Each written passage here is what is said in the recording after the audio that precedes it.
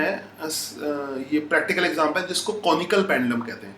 एक स्ट्रिंग है और एक पहले के प्रेजेंटेशन में भी इसको दिखाया था। एक स्ट्रिंग है, यहाँ पे 3 kg का मास है, ये लेंथ 2 मीटर है और ये हॉरिजॉन्टल सर्कल में रोटेट कर रही है ना।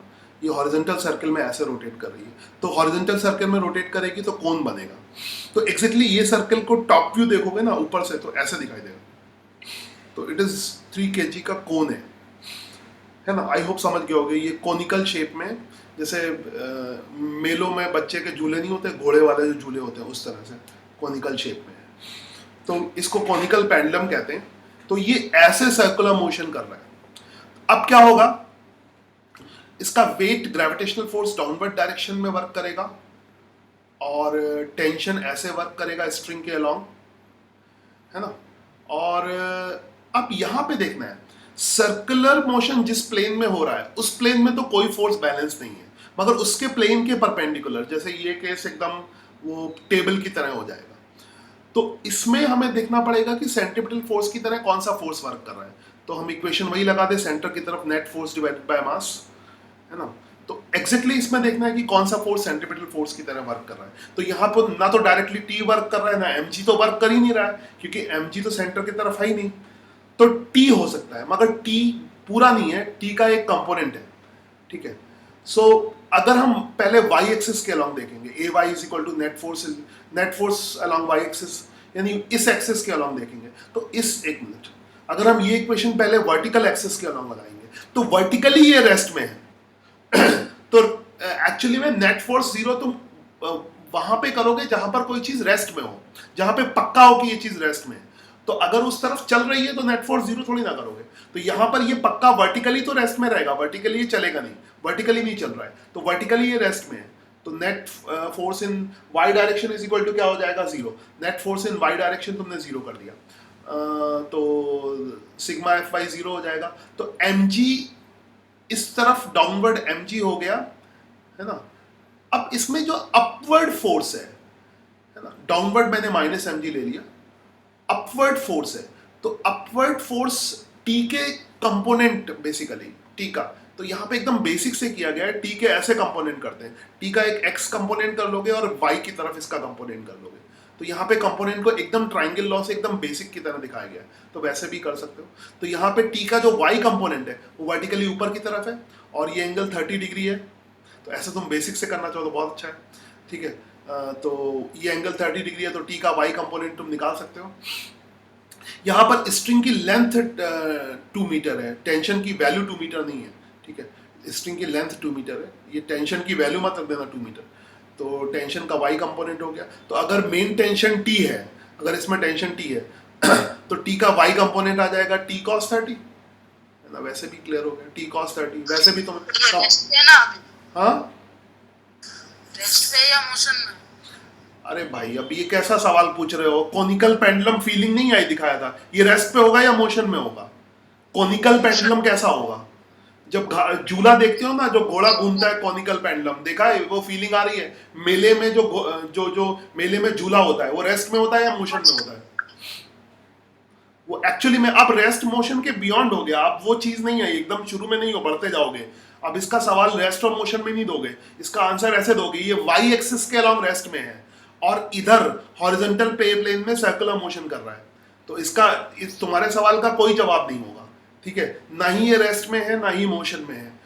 एग्जैक्टली अब स्पेसिफिक बात करनी पड़ेगी, ये वर्टिकल एक्सिस के अलोंग रेस्ट में है और हॉरिजॉन्टल प्लेन में ये सर्कुलर मोशन में है। ये दिख रहा है ना, सर्कुलर मोशन में है। तो जिस तरफ अगर सर्कुलर मोशन में है तो नेट फोर्स होगा मास इनटू एक्सेलरेशन।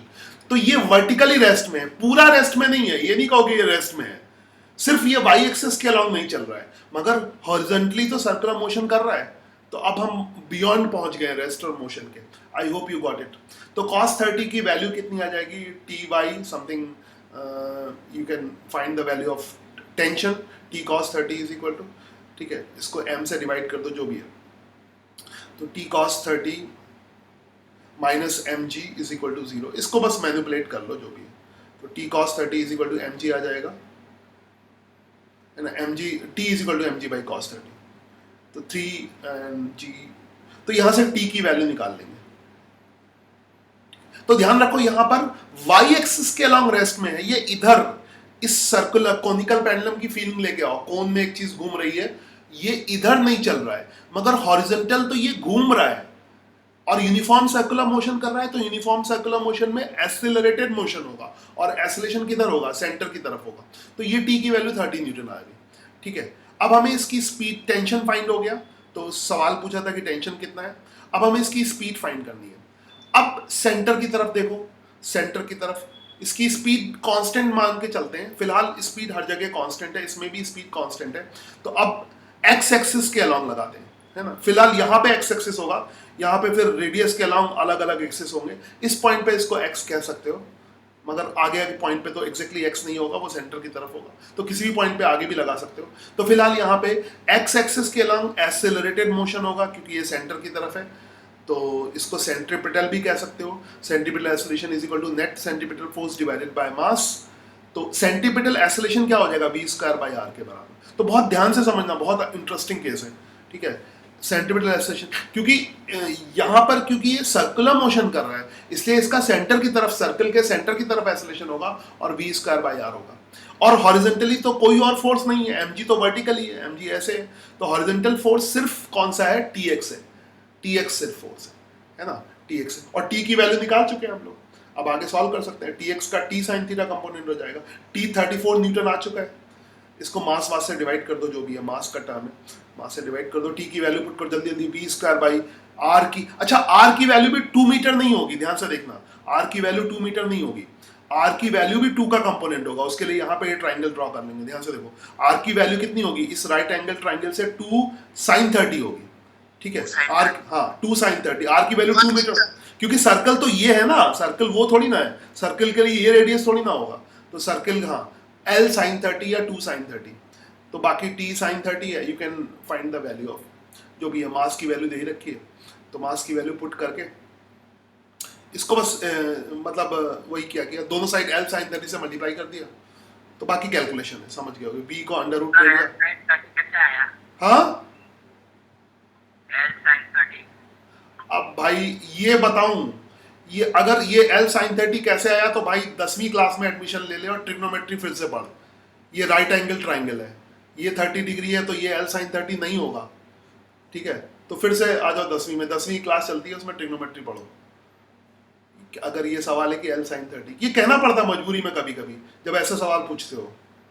ठीक है, now l sin 30 is it clear, तो यहाँ पे इसको सॉल्व कर लो, है ना, इस वीक नौ सब कैलकुलेशन है 2.4 मीटर पर सेकेंड।